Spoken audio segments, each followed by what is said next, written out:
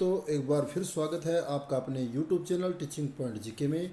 और आज हम लेके आए एक नया टॉपिक, भारतीय इतिहास। तो भारतीय इतिहास से संबंधित हम टॉपिक पढ़ेंगे इसको। तो जो विद्यार्थी पहली बार इस वीडियो को देख रहे हैं तो इस चैनल को सब्सक्राइब करना न भूलें और साथ ही साथ बेल आइकन ज़रूर दबा लें ताकि आने वाले जो भी वीडियो है उनके नोटिफिकेशन आप तक पहुँच सके। तो बहुत ही मोस्ट इम्पोर्टेंट क्वेश्चन आज आपके लिए लेके आया हूँ भारतीय इतिहास यानी इंडियन हिस्ट्री से। तो ये जो क्वेश्चन है उनको हम पूरी व्याख्या सहित हम पढ़ने वाले हैं। तो चलो शुरू करते हैं। पहला क्वेश्चन है हमारा, जिस काल का कोई लिखित विवरण नहीं है। देखिए बहुत अच्छा क्वेश्चन है।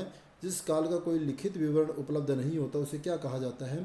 तो इसमें उत्तर देखिए, ऑप्शन ए दे रखा है प्रागैतिहासिक काल, दूसरा है आधे ऐतिहासिक काल, तीसरा प्राचीन काल और चौथा है ऐतिहासिक काल। तो दोस्तों इसका उत्तर होगा ए, ऑप्शन ए होगा प्राग ऐतिहासिक काल। यानी प्राग ऐतिहासिक काल उस कालखंड को कहा जाता है जिसका कोई लिखित विवरण नहीं मिलता है। इसी तरह से हम ऑप्शन बी की बात करते हैं, आधे ऐतिहासिक काल वो कालखंड है जिस कालखंड के लिखित साक्ष्य तो मिले हैं लेकिन उनको पढ़ा नहीं जा सका। तो इस तरह से सिंधु घाटी सभ्यता इसी कालखंड में आती है, आपको याद रखना है। ऐतिहासिक काल जिसके लिखित साक्ष्य मिलते हैं, प्राचीन काल यानी पुराना काल। तो इस तरह से इसका ऑप्शन हमारा उत्तर होगा कि प्राग ऐतिहासिक काल। दूसरा क्वेश्चन है, आदि मानव ने सर्वप्रथम किस पशु को पालतू बनाया। बहुत अच्छा क्वेश्चन है। तो दोस्तों हमें अच्छे से पता है कि मानव का आज भी सच्चा मित्र जो है कुत्ता है। तो इन्होंने कुत्ते को जो है पहला अपना पालतू पशु बनाया। इससे आगे तीसरा क्वेश्चन हमारा, आधुनिक होमोसेपियंस मानव का उद्भव किस काल में हुआ। बहुत ही अच्छा क्वेश्चन है ये। तो इसमें हमें याद करना है, देखो इसमें ऑप्शन दे रखा है मध्य पाषाण काल, नवपाषाण काल, ताम्रपाषाण काल और कांस्य काल। देखो पाषाण काल का मतलब क्या, पाषाण का मतलब होता है पत्थर। तो इसमें क्या कि जब मानव पत्थर को हर जगह वो प्रयोग करता था, हथियारों के रूप में भी पत्थर का प्रयोग करता था। तो इस तरह से वो पाषाण काल कहलाता है। पाषाण काल में देखो मध्य, नव, ताम्रपाषाण। तो ये हमारा प्रश्न आधुनिक होमोसेपियंस वाला। तो इसमें उत्तर होगा आपका उच्च पुरापाषाण, उच्च पुरापाषाण। तो इसमें देखो निम्न पाषाण, मध्य पाषाण, उच्च पुरापाषाण। आपको याद कैसे करना, मैं इसको ट्रिक भी बता रहा हूँ आपको कि देखो पुरापाषाण तो सब में ही है। तो निम्न यानी शुरुआती, मध्य बीच वाला, उच्च पुरापाषाण लास्ट वाला। तो आपको याद कैसे करना हो, देखो आधुनिक मानव, आधुनिक मानव एक उच्च श्रेणी का है, सबसे श्रेष्ठ है। तो इसमें उच्च श्रेणी का है तो उच्च पुरापाषाण क्या हो जाएगा, हमारा उत्तर हो जाएगा। यानी ऑप्शन हमारा क्या होगा, उच्च पुरापाषाण। अगला है, मानव ने आग का प्रयोग किस काल में आरंभ किया। देखो बहुत अच्छा क्वेश्चन है। इसमें दे रखे मध्य पाषाण, नवपाषाण, ताम्रपाषाण और कांस्य युग। यानी आग का प्रयोग, ये बहुत ही महत्वपूर्ण और नया प्रयोग था। आपको याद रखिए कि एक प्रकार से क्या था, नव प्रयोग था। ये पाषाण काल का सबसे नया प्रयोग था, आग का आविष्कार। तो इसको नया प्रयोग था तो हमें याद करना है नवपाषाण काल, यानी नवपाषाण काल इसका उत्तर होगा। बहुत ही आपको याद भी हो गया कि ये नया प्रयोग था, यानी आग का प्रयोग या आग की खोज अपने आप में नया था। तो नवपाषाण काल। पांचवा क्वेश्चन हमारा, मानव ने सर्वप्रथम किस धातु का प्रयोग किया। तो देखिए इसमें लोहा चांदी, तांबा और पीतल, ये जो है ऑप्शन में इन्होंने दे रखा है। तो मानव ने सबसे पहले याद रखना आपको कि सबसे पहले तांबा जो धातु है उसका प्रयोग करना सीखा, यानी सबसे पहले तांबे का प्रयोग किया। आपको अच्छे से याद करना है।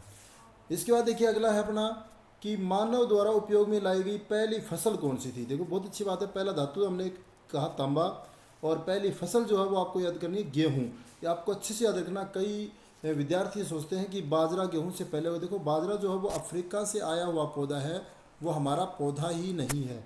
तो इस तरह से गेहूँ जो है ये इसका उत्तर होगा। जब हम सिंधु घाटी सभ्यता पढ़ते हैं तो गेहूँ और जौ इन दोनों का जिक्र मिलता है, लेकिन जौ से भी पहले जो है वो गेहूँ का जो पौधा है वो फसल थी, वो उपयोग में लाई गई। अगला प्रश्न है, मानव खाद्य पदार्थों का उत्पादक और उपभोक्ता कब बना। यानी खाद्य पदार्थ, इससे पहले वो शिकार पर निर्भर था, लेकिन जैसे ही उसने आग का आविष्कार किया और वो खाद्य पदार्थों को पका करके वो खाने लगा। तो ये आपको पता है, इससे पहले हमारा जो क्वेश्चन आया था कि आग का प्रयोग कब किया, तो नवपाषाण काल उसका उत्तर था। तो इस तरह से यहाँ भी नवपाषाण काल का ही उत्तर होगा। तो मानव खाद्य पदार्थों का उत्पादक और उपभोक्ता कब बना, नवपाषाण काल में। यानी आग का आविष्कार भी नवपाषाण काल में और वो खाद्य पदार्थों का प्रयोग भी नवपाषाण काल में करने लगा। इसके बाद अगला क्वेश्चन हमारा कि निम्न में से हड़प्पा के उत्खनन से संबंधित है। देखो हड़प्पा या सिंधु घाटी सभ्यता, इसके उत्खनन से संबंधित कौन सा है, तो वो आपको अच्छे से याद हो जाएगा। तो ये अच्छे से देखिए इसमें अपने को याद करना है कि दयाराम साहनी, दयाराम साहनी जो है 1921 में इन्होंने खोज की और उसी के साथ जो उत्खनन शुरू हुआ। तो इसमें जो सटीक उत्तर है वो दयाराम साहनी यानी ऑप्शन ए होगा। अगला हमारा क्वेश्चन है, देखिए इसमें आगे 10वां जो क्वेश्चन हमारा, हड़प्पाई स्थलों में कांस्य नर्तकी मूर्ति कहाँ से प्राप्त हुई। तो कांस्य की जो मूर्ति थी वो कहाँ से प्राप्त हुई वो हमें याद रखना। देखो इसमें हड़प्पा दे रखा है, कालीबंगा दे रखा है, चहुंदड़ो दे रखा है, मोहनजोदड़ो। तो काशी की जो नर्तकी मूर्ति मिली वो आपको याद रखना मोहनजोदड़ो में मिली। और एक अगर नगन पुरुष का धड़ पूछे तो उसका उत्तर होगा हड़प्पा, यानी वो हड़प्पा में मिले। हड़प्पा में पुरुष की मूर्ति मिली और नर्तकी यानी ये जो कांस्य नर्तकी है जूड़ा बांधी हुई है और नृत्य मुद्रा में है। तो इस तरह से मोहनजोदड़ो में ये मूर्ति मिली। अगला प्रश्न हमारा, प्रसिद्ध पशुपति की मुहर कहाँ से मिली। देखो मुहर, मुहर जो थी यानी सील वो बहुत महत्वपूर्ण थी, लेकिन सबसे महत्वपूर्ण थी उसमें पशुपति की मुहर। और ये जो पशुपति की मुहर है ये मिली कहाँ, मोहनजोदड़ो में। कहाँ मिली, मोहनजोदड़ो। और इसका अर्थ होता है मोहनजोदड़ो का कि मर्तकों का टीला। क्या होता है, मर्तकों का टीला इसका अर्थ होता है। तो मोहनजोदड़ो इसका उत्तर होगा, पशुपति की मुहर मिली। और एक बात आपको और भी याद रखना है कि मोहनजोदड़ो से ही जो एक योगी की मुद्रा में योगी की मूर्ति भी मोहनजोदड़ो से ही मिली, ये भी आपको याद रखना है। अगला प्रश्न हमारा 11वां, सिंधु सभ्यता में गोदीबाड़ा। देखो गोदीबाड़ा एक वर्ड आता है, गोदीबाड़ा, गोदीबाड़ा कहिए या डोक यार्ड कहिए, डोक यार्ड भी एक ही वर्ड है। जहाज पतन कहिए वो भी एक ही बात है, जहाज पतन यानी जहाँ जहाज रुकते।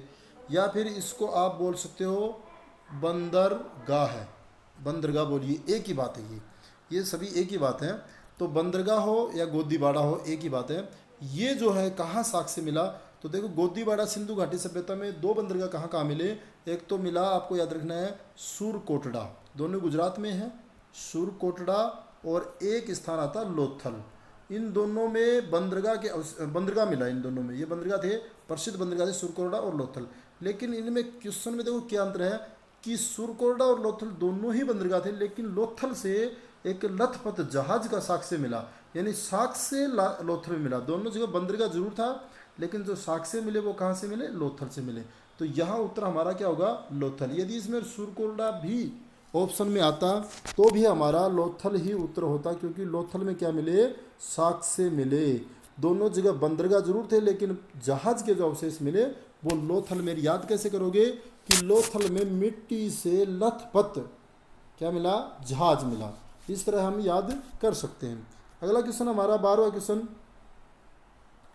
कि सिंधु सभ्यता में महान स्नानागार। देखो महान स्नानागार यानी ग्रेट बाथरूम जो मिला वो कहाँ मिला, या विशाल स्नानागार।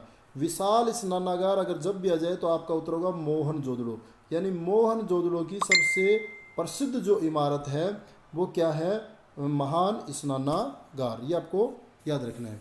इसके बाद देखिए मोहनजोदड़ो के बाद अगला क्वेश्चन हमारा, पुरातत्ववेत्ता,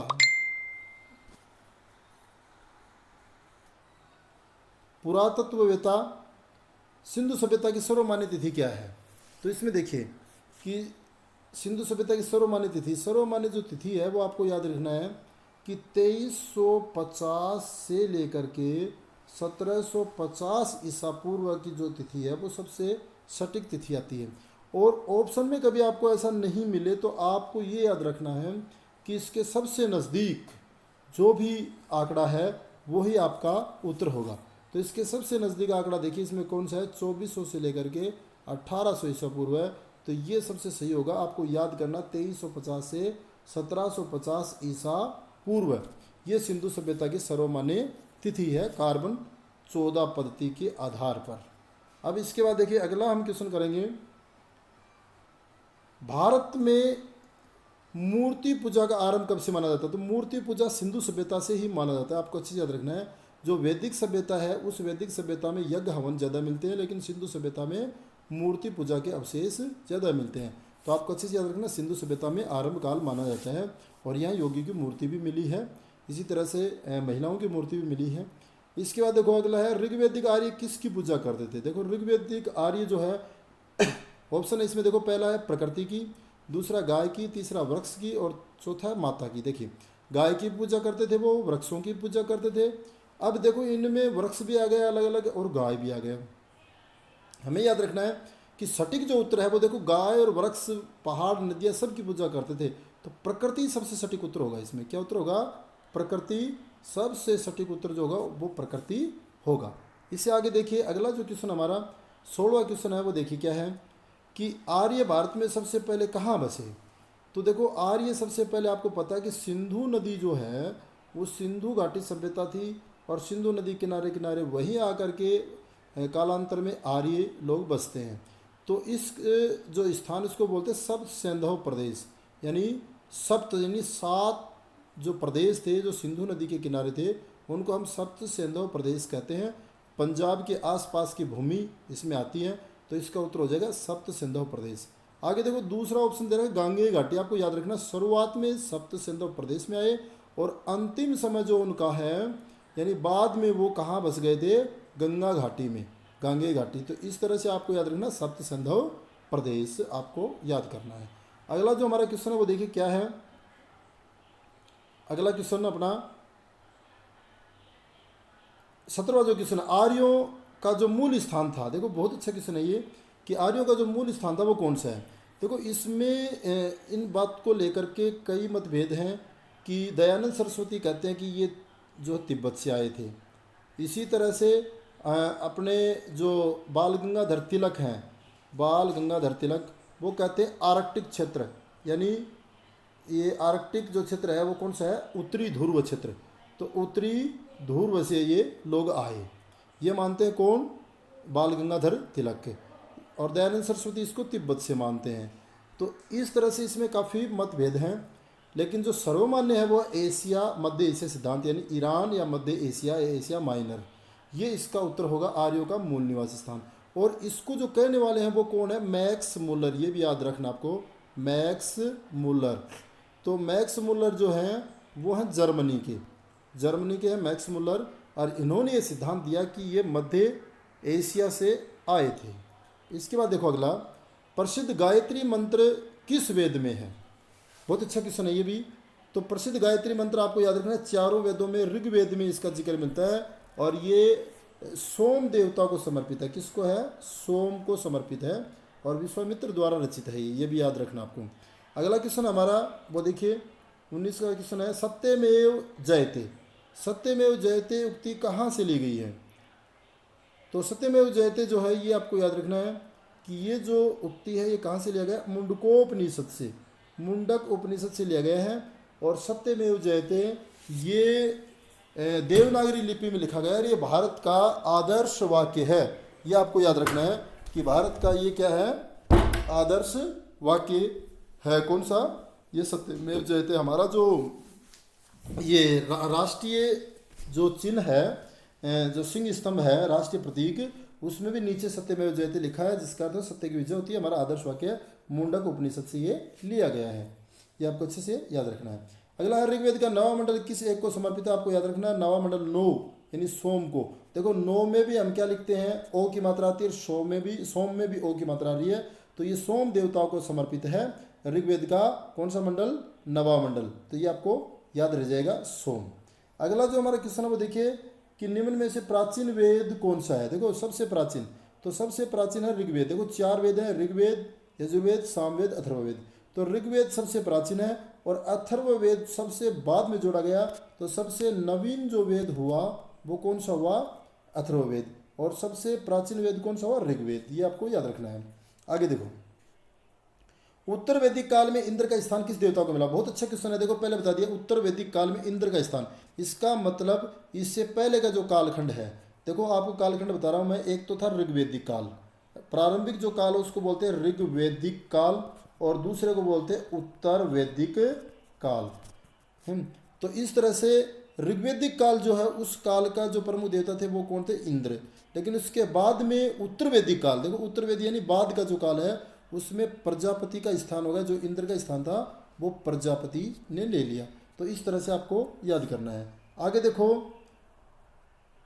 इसके बाद अगला क्वेश्चन हमारा किस वेद की रचना गद्य और पद्य दोनों में की गई है? बहुत अच्छी क्वेश्चन है ये। गद्य और पद्य दोनों में। दोस्तों अगर अच्छा लग रहा है तो आप इसको लाइक ज़रूर करना, और साथ साथ अपने साथियों में भी इसको शेयर करते रहना। तो देखो गद्य और पद्य दोनों में की गई है, तो किस वेद की, तो इसका उत्तर होगा यजुर्वेद। ये यजुर्वेद जो है ये गद्य और पद्य दोनों, गद्य पद्य जानते हो, पद्य यानी कविता के रूप में, और गद्य अपन जानते हैं कि इसमें जो है कि लिखित यानी गद्यांश होते हैं, निबंधाकार। तो इस तरह से हमें याद हो जाएगा। इस गद्य और पद्य को एक भाषा और आती है चंपू शैली। इस शैली को क्या कहते हैं, चंपू शैली। ये भी क्वेश्चन किया जा सकता है कि किस वेद की रचना चंपू शैली में हुई है, तो भी आपका उत्तर होगा यजुर्वेद, यानी गद्य और पद्य दोनों उसको चंपू शैली कहा जाता है। अगला क्वेश्चन है पाटलिपुत्र नगर का संस्थापक कौन था, यानी इस पाटलिपुत्र को किसने बसाया। बहुत अच्छा क्वेश्चन है। ऑप्शन दे रहेगा बिंबिसार, अजातशत्रु, उदयन और घनानंद। इसमें उत्तर होगा उदयन। उदयन अजातशत्रु का ही क्या था, उत्तराधिकारी था। तो उदयन ने जो है इसका सबसे सटीक उत्तर होगा पाटलिपुत्र नगर का ये संस्थापक था कौन, उदयन। आगे देखो अगला 25वां क्वेश्चन है हार्यक वंश के किस शासक की उपाधि कुणिक थी, यानी कुणिक जो उपाधि थी वो किसकी थी, तो इसका उत्तर होगा अजातशत्रु। अजातशत्रु जो है इसकी उपाधि कुणिक थी, आपको अच्छे से याद रखना है अजातशत्रु।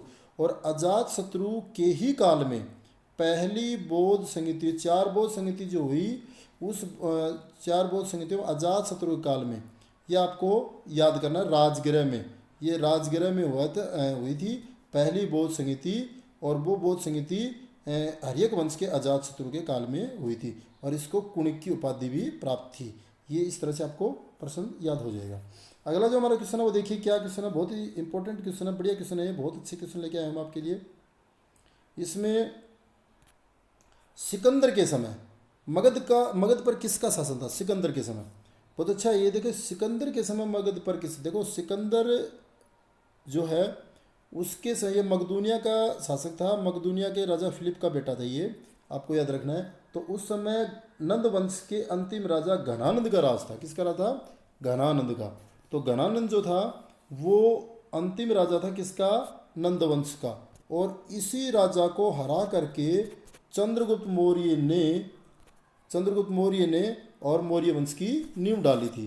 तो इसका उत्तर क्या होगा, सिकंदर के समय कौन था, घनानंद, यानी बी वाला ऑप्शन उत्तर होगा। अगला है कालाशोक की राजधानी क्या थी। देखो कालाशोक जो है उसकी राजधानी क्या थी, वो आपको याद रखना है वैशाली। वैशाली की इसकी राजधानी थी कालाशोक की, ये आपको याद रखना है। और कालाशोक ये अजातशत्रु के बाद जो दूसरी बौद्ध संगीति हुई थी वो कालाशोक के ही काल में हुई थी, ये आपको याद रखना है वैशाली में। इसके बाद अगला जो हमारा क्वेश्चन है वो देखिए कौन सा है, 28वां क्वेश्चन।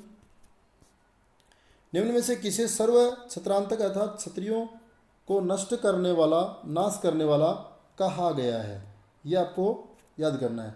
तो किसको कहा गया है, तो इसका उत्तर होगा महापद्म नंद।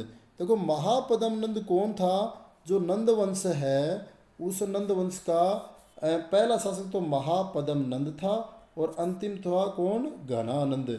और घनानंद को ही हराकर चंद्रगुप्त मौर्य ने मौर्य वंश की नींव डाली। तो नंद वंश का संस्थापक महापद्म नंद था, जिसको क्षत्रियों का विनाशक कहा जाता है। अगला क्वेश्चन हमारा बहुत अच्छा है, सिकंदर कहाँ का शासक था। देखिए सिकंदर का पहले भी क्वेश्चन आ गया और अगला क्वेश्चन आ गया। तो ये था मकदूनिया, कहाँ का शासक था, ये मकदूनिया का शासक था, और राजा फिलिप का ये बेटा था कौन, सिकंदर। अगला क्वेश्चन हमारा 30वां, सिकंदर एवं पोरस के बीच वितस्ता या झेलम या वितस्ता का युद्ध ये कब हुआ। तो सिकंदर और राजा पोरस के बीच ये हुआ था 326 ईसा पूर्व, 326 ईसा पूर्व। तो ये वितस्ता, इसको हाइडेस्पीज का युद्ध भी कहा जाता है, क्या कहा जाता है, हाइडे। देखो ये मुझे अंगुली से लिखना पड़ता है इसलिए राइटिंग थोड़ी अच्छी नहीं आ रही। तो हाइडेस्पीज का युद्ध भी इसको कहा जाता है, या झेलम या वितस्ता का युद्ध भी कहा जाता है। तो ये 326 ईसा पूर्व हुआ। अगला है जैन धर्म के 24वें तीर्थंकर। देखो जैन धर्म में टोटल 24 हुए हैं, तो 24वां बोलिए या अंतिम बोलिए, तो कौन थे, महावीर स्वामी जो है ये 24वें तीर्थंकर थे। अगर पहले तीर्थंकर की बात करें तो कौन थे, आदिनाथ बोलिए या ऋषभदेव बोलिए, एक ही बात, आदिनाथ या ऋषभदेव, ये जो है पहले तीर्थंकर थे। तो टोटल कितने हुए हैं, 24। तो 24 में आपको पहला याद करना है, 23वां याद करना है और 24वां, यानी पहला, 23वां और 24वां, ये ही मोस्ट इंपॉर्टेंट है। आगे देखो, महावीर ने जैन धर्म में पूर्व से प्रतिपादित 4 महावर्तों में कौन सा 5वां वर्त जोड़ा? बहुत अच्छी बात है। देखो, पंच महावर्त बोलते हैं इसको, ये 5 महावर्त बोलते हैं। तो इसमें देखिए कौन कौन से हैं। इसमें आपको याद रखना, सत्य, अहिंसा, अस्तेय, अपरिग्रह और ब्रह्मचर्य। तो इसमें एक ही नहीं दे रखा, बाकी दे रखा है, यानी सत्य और जोड़ देता हूँ मैं, सत्य। तो ये सारे के सारे पंच महावर्त हैं, कहाँ के? किसके? जैन धर्म के। तो सत्य, अपरिग्रह, अस्तेय, ब्रह्मचर्य, अहिंसा। तो इस तरह से ये 5 हैं। इन 5 में देखिए ये ब्रह्मचर्य जो जोड़ा गया है ये महावीर स्वामी ने जोड़ा है, और बाकी 4 जो है वो 23वें तीर्थंकर पार्श्वनाथ। ये याद रखना आपको कि इससे पहले जो 4 थे वो पार्श्वनाथ, जो 23वां तीर्थंकर था पार्श्वनाथ, उनके द्वारा जोड़े गए, और 5वां जो है ब्रह्मचर्य वो महावीर स्वामी के द्वारा जोड़ा गया है। ये आपको याद रखना है। इसके बाद देखिए अगला है कि इसमें जैन धर्म में त्रिरत्न, जैन धर्म में त्रिरत्न कौन कौन से? देखिए, जैन धर्म में भी त्रिरत्न है और बौद्ध धर्म में भी त्रिरत्न है। तो इसमें देखो, सम्यक ज्ञान, देखो ज्ञान की जगह इसने श्रद्धा दे रखा है की बात है। सम्यक ज्ञान, सम्यक आचरण और सम्यक दर्शन, दर्शन की जगह इसने श्रद्धा दे रखा है। तो सम्यक ज्ञान, सम्यक दर्शन और सम्यक आचरण। तो श्रद्धा भी सही है, ज्ञान भी सही, आचरण, यानी ये सभी। तो इसमें डी वाला ऑप्शन आपका सही होगा। तो जैन धर्म में ये त्रिरत्न है। 34वां है, महावीर स्वामी ने किस भाषा में उपदेश दिए? याद रखना आपको, प्राकृत भाषा में उपदेश दिए। तो देखो, महावीर स्वामी जैन धर्म और महात्मा बुद्ध यानी बौद्ध धर्म, बौद्ध ने पाली भाषा में उपदेश दिए। याद रखना, बौद्ध पाली और महावीर स्वामी ने प्राकृत भाषा में अपने उपदेश दिए। ये आपको बहुत ही अच्छे से याद करना, बहुत अच्छे क्वेश्चन है ये। अब देखो, इससे अगला है, महावीर स्वामी का जन्म कहाँ हुआ? बहुत अच्छा क्वेश्चन है ये, महावीर स्वामी का जन्म। तो महावीर स्वामी का जन्म 599 ईसा पूर्व, कहीं कहीं 540 भी आता है, दोनों ही सही है। 599 भी सही है और 540 भी सही है, दोनों ही जो ये सही मानना है सरकार ने इसको। तो महावीर स्वामी का जन्म कहाँ हुआ है? याद रखना आपको, वैशाली के कुंडग्राम में। तो वैशाली इसका उत्तर आ जाएगा, जो बिहार में पड़ता है। तो यहाँ महावीर स्वामी का जन्म हुआ। तो ये आपको याद रखना है। इससे अगला क्वेश्चन हमारा 36वां क्वेश्चन जो है वो देखिए, प्रथम जैन संगीति। देखो, बहुत अच्छा क्वेश्चन है। प्रथम जैन संगीति कहाँ आयोजित की गई? जैन संगीति 2 हुई। तो पहली जैन संगीति आपको याद रखना है कहाँ? पाटलिपुत्र में हुई। देखिए, पाटलिपुत्र एक बहुत महत्वपूर्ण स्थान है, जिसको पटना को कहा जाता है। पाटलिपुत्र, जो आधुनिक पटना, उसको पाटलिपुत्र कहा जाता था। आज जो दिल्ली का महत्व, वो प्राचीन समय में पाटलिपुत्र का महत्व था। तो यहाँ प्रथम जैन संगीति और बौद्ध संगीति यहाँ तीसरी हुई। याद रखना, पाटलिपुत्र में पूछा जा सकता है कि जैन संगीति पूछे तो पहली और बौद्ध संगीति पूछे तो तीसरी यहाँ हुई पाटलिपुत्र में। इसके बाद देखिए, महात्मा बुद्ध ने अपना पहला उपदेश कहाँ दिया? पहला उपदेश जो महात्मा बुद्ध ने दिया वो दिया था सारनाथ में। याद रखना, कहाँ दिया था? सारनाथ में। याद भी हो जाएगा आपके कि पहला उपदेश यानी पहला सार कहाँ दिया? सार दिया सारनाथ में। तो सारनाथ आपको याद हो जाएगा। इसी तरह से देखो, इसमें एक स्थान है श्रावस्ती, ये दोनों ही बहुत महत्वपूर्ण है। ये है कौशल, जो महाजनपद थे, कौशल की राजधानी है श्रावस्ती। तो इससे संबंध में क्वेश्चन ये पूछा जा सकता है कि जो श्रावस्ती में सर्वाधिक उपदेश दिए, पहला उपदेश तो सारनाथ में दिया, लेकिन सर्वाधिक उपदेश अगर पूछे कि महात्मा बुद्ध ने सर्वाधिक उपदेश कहाँ दिए, तो आपका उत्तर होगा श्रावस्ती। अगला क्वेश्चन है, बौद्ध धर्म के त्रिरत्न। तो बौद्ध धर्म के, इसका उत्तर क्या हो जाएगा? सारनाथ।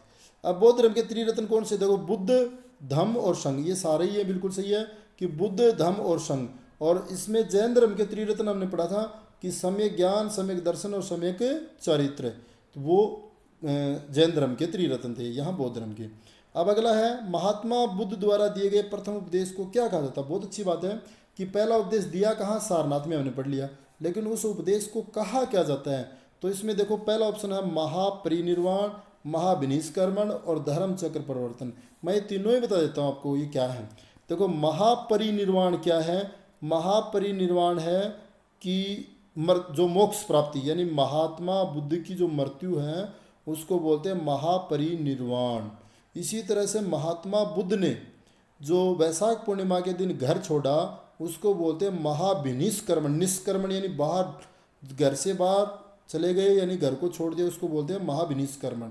धर्म चक्र प्रवर्तन, ये उपदेश देने की घटनाओं को कहा जाता है धर्म चक्र प्रवर्तन। तो इसका उत्तर क्या होगा? धर्म चक्र प्रवर्तन। तो इस तरह से ये सी वाला ऑप्शन सही होगा। इससे आगे देखिए 40वां जो हमारा क्वेश्चन है वो देखिए क्या है। बुद्ध के सर्वप्रिय शिष्य कौन से? देखिए बुद्ध के दो सबसे अच्छे शिष्य थे महात्मा बुद्ध के, एक तो आनंद और दूसरा उपाली, लेकिन सबसे जो प्रिय शिष्य था वो था आनंद। आनंद के ही कहने पर महात्मा बुद्ध ने महिलाओं को बौद्ध संघ में शामिल किया, नहीं तो वो नहीं कर रहे थे। इसके बाद देखिए चंद्रगुप्त मौर्य का प्रधानमंत्री कौन था? चंद्रगुप्त मौर्य जो मौर्य वंश का संस्थापक था, और चंद्रगुप्त मौर्य ने ही नंद वंश के अंतिम राजा घनानंद को हरा करके और मौर्य वंश की नींव डाली। तो इसमें मौर्य का प्रधानमंत्री कौन था? आपको याद रखना चाणक्य। अब देखिए चाणक्य जो है उसके बारे में आगे क्वेश्चन भी आएंगे। चाणक्य कहो या विष्णुगुप्त कहो इसको, या इसको कौटिल्य कहो, एक ही बात है। यानी एक ही व्यक्ति के तीन नाम हैं कि चाणक्य, विष्णुगुप्त और कौटिल्य। तो इस तरह से आपको याद रखने हैं। आगे देखो, इस तो प्रधानमंत्री होगा कौन? चाणक्य। चंद्रगुप्त मौर्य ने अपना अंतिम समय कहाँ बिताया? देखो चंद्रगुप्त मौर्य जो है उसने अंतिम समय बिताया श्रवणबेलगोला कर्नाटक में। ये कर्नाटक में स्थान है और यहाँ इन्होंने अपना अंतिम समय बिताया। और ये अंतिम समय में जैन धर्म इन्होंने ग्रहण कर लिया था। और यहाँ श्रवणबेलगोला कर्नाटक में उपवास विधि बोलिए या संथारा भी बोलते हैं इसको, या इसी विधि को सलेखना विधि भी बोलते हैं। क्या बोलते हैं? सलेखना। तो इस विधि से, तो सलेखना जैन धर्म में या उपवास बोलो या संथारा बोलो, यानी इसमें क्या होता है कि वो अन्न जल त्याग करके एक जगह बैठ जाते हैं। इस तरह से वो कुछ समय बाद में अपने आप ही मृत्यु को प्राप्त हो जाते हैं। तो इसको बोलते हैं सलेखना विधि। तो अंतिम समय कहाँ बिताया उन्होंने? श्रवणबेलगोला कर्नाटक में। अब देखिए मेगस्थनीज किसका राजदूत था? मेगस्थनीज, देखो मेगस्थनीज था सेल्यूकस निकेटर।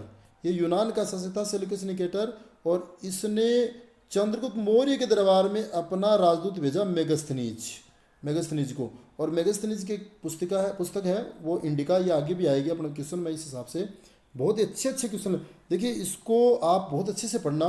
कोई भी क्वेश्चन बन रहा है मैं उसको बता रहा हूँ आपको। और अगर आपको ये पसंद आ रहा है तो आपको लाइक करना, इसमें आप कंजूसी मत करना, लाइक ज़रूर करो, शेयर भी करो ज़्यादा से ज़्यादा। अब इसके आगे देखिए हम आगे बढ़ते हैं। मेगस्थनीज के बाद, तो मेगस्थनीज किसका था? सेल्यूकस निकेटर का।